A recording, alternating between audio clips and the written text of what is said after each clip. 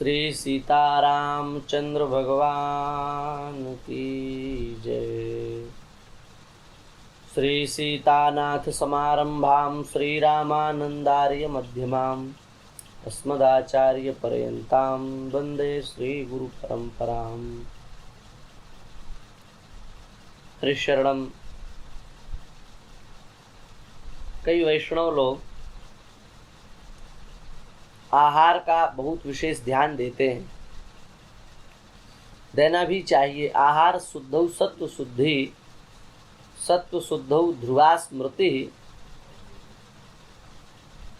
और स्मृति के लब्ध हो जाने से फिर सत्य ज्ञान में प्रतिष्ठा होती है।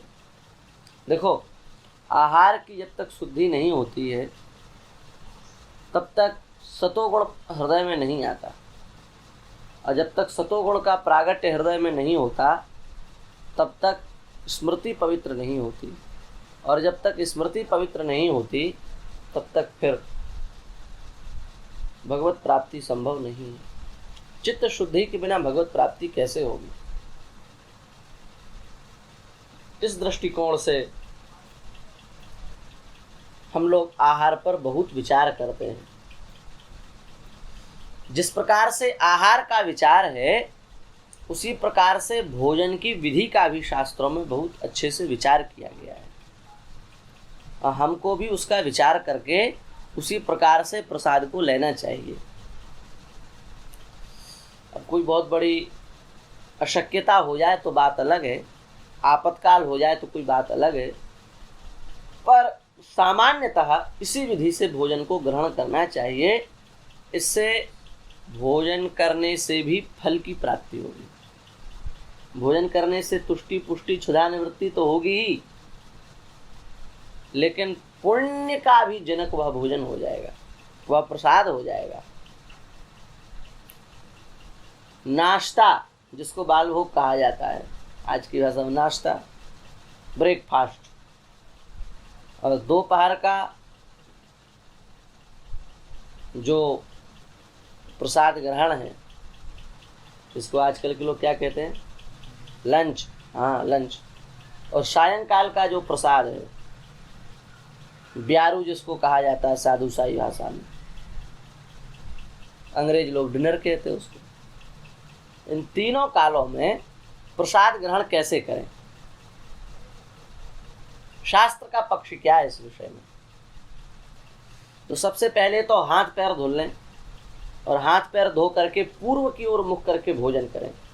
भोजन के लिए सबसे अच्छी दिशा है पूर्व दिशा, और बैठ करके ओम भूर्भुवः स्वः ये बोल करके 2 बार आचमन करें।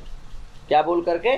ओम भूः भुवः स्वः ये बोल करके 2 बार आचमन करें, और आचमन करके जो भोजन आपके सामने आया उसको ओम श्री ब्रह्मार्पणमस्तु, या ओम श्री कृष्णार्पणमस्तु, ओम श्री रामार्पणमस्तु, ओम श्री दुर्गार्पणमस्तु, ओम श्री शिवार्पणमस्तु, आप जिसके अर्चक हैं समर्पित करें।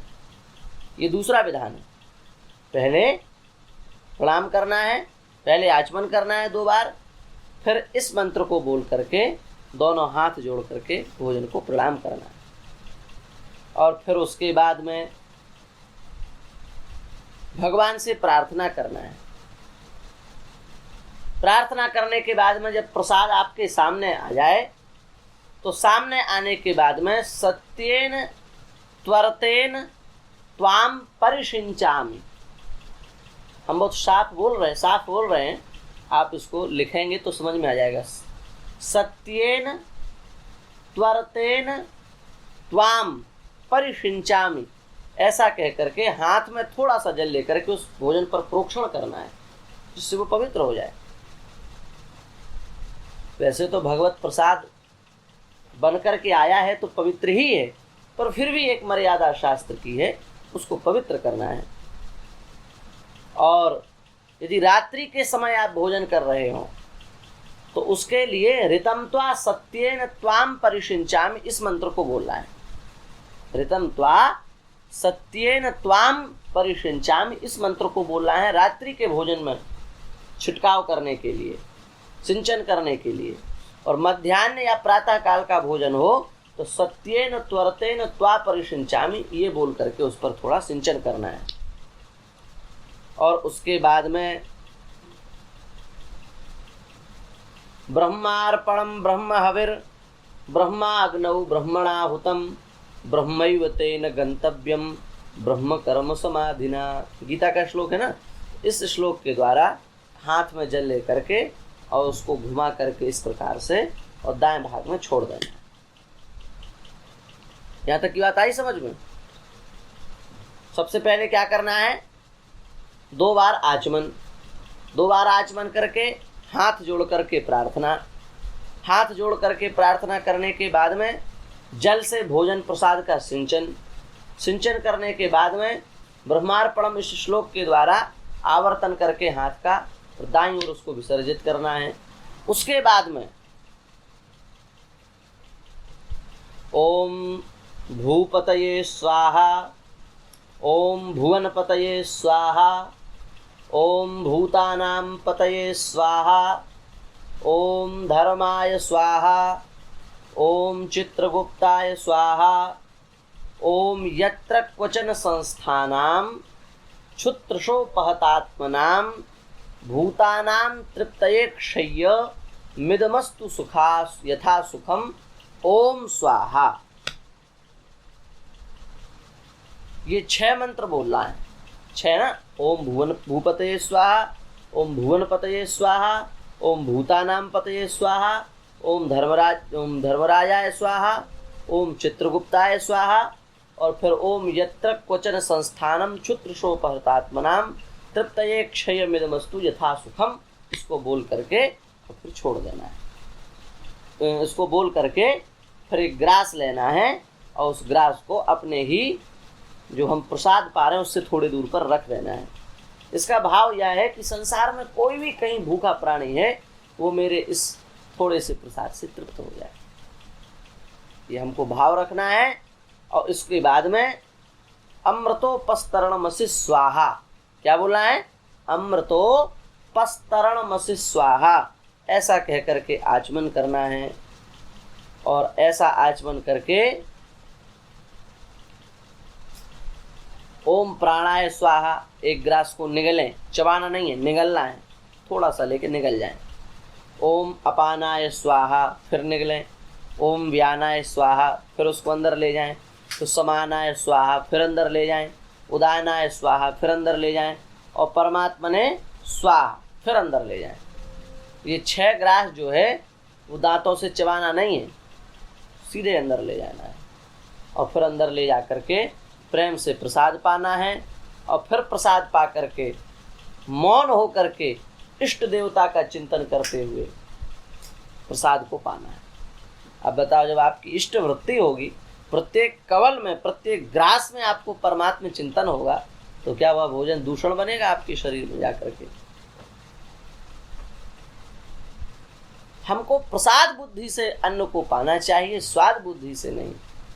भगवान का जो प्रसाद है उसको हमें स्वाद बुद्धि से नहीं, प्रसाद बुद्धि से पाना चाहिए। और भोजन जब समाप्त हो जाए तो अमृता पिधानमसि स्वाहा, ऐसा कह करके पुनः आचमन करें। और फिर श्री ब्रह्मार्पणमस्तु, कृष्णार्पणमस्तु, रामार्पणमस्तु, इस प्रकार से बोले। और उसके बाद में जो शेष भोजन बचा हो उसके लिए हमने पहले मंत्र बताया था, उस मंत्र के द्वारा उसको छोड़ दें।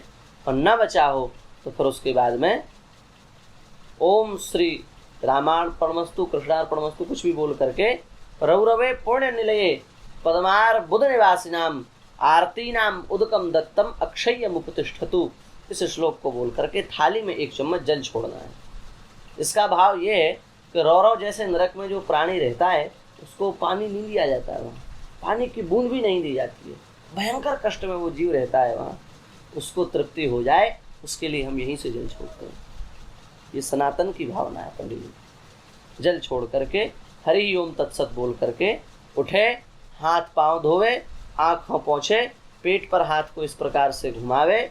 और आतापि भक्षितो ये न वातापि ये न मारितः समुद्र शोषितो ये न समेगस्त्य प्रसीदतु इसको बोले तो सब प्रसाद पच जाएगा, अधिक से अधिक भी कोई पाले तो पच जाएगा। इसको बोल करके 8 श्वास गिने, शवासन में लेट जाए।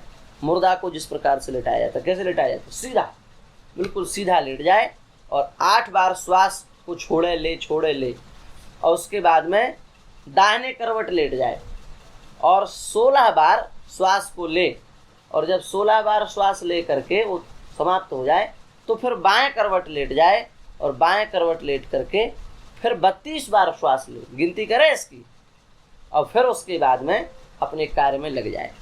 और यदि रात्रि का समय हो तो भोजन के बाद पहले 100 कदम चले, उसके बाद भोजनांते 100 पदम गच्छेत। और फिर भी भोजन में यदि कुछ अरुचि सी हो तो वज्रासन में बैठ जाए 5 मिनट, घुटने के बल दोनों रख करके, तो उससे काम हो जाएगा। इस प्रकार से शास्त्र में भोजन की विधि बताई गई है। लोग कहेंगे कि जितनी देर आपने भोजन की विधि बताई, इससे कम समय में तो हमारा भोजन हो जाएगा। जितने समय आपने विधि बताई उस विधि में ज़्यादा समय लगेगा और करने में कम लगेगा। ये तो यही हो गया 2 रुपया की कमाई के लिए 10 रुपया की मेहनत। अरे भाई, पहली बार जीवन में सुना है इसलिए लग रहा है कि बहुत लंबा है, लेकिन जब हम निष्ठा श्रद्धा पूर्वक इसको कुछ दिन करेंगे तो अभ्यास में आ जाएगा, और जब अभ्यास में आ जाएगा तो फिर हमको विलंब नहीं लगेगा, वही कार्य बहुत कम समय में हम संपादित कर पाएंगे, और इससे हमको स्वास्थ्य की भी प्राप्ति होगी, आहार की भी प्राप्ति होगी, उस आहार का सम्यक परिपाक भी होगा, और भगवत कृपा प्रसन्नता की भी हमको प्राप्ति होगी।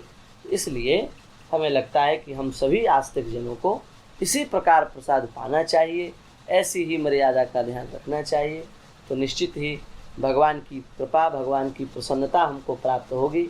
निम्नलिखित जो हमने मंत्र बोले हैं बहुत धीरे धीरे बोले हैं, आप उसको स्लो मोशन हो जाता है ना मोबाइल में, उसके द्वारा धीरे धीरे सुन करके लिख सकते हैं, और लिख करके फिर उसको याद करके व्यवहार में ला सकते हैं। और यदि अधिक समस्या हो तो हम उसको कुछ लिखवा करके उसका फिर जो सोशल मीडिया उस पर डाल देंगे, तो जिसको वो समस्या है तो वो लिख करके भी उतार सकता है। बस बात इसकी है कि हम ध्यान रखें, कार्य करें, तो उससे हमें लाभ होगा। श्री वृंदावन बिहारी लाल की जय।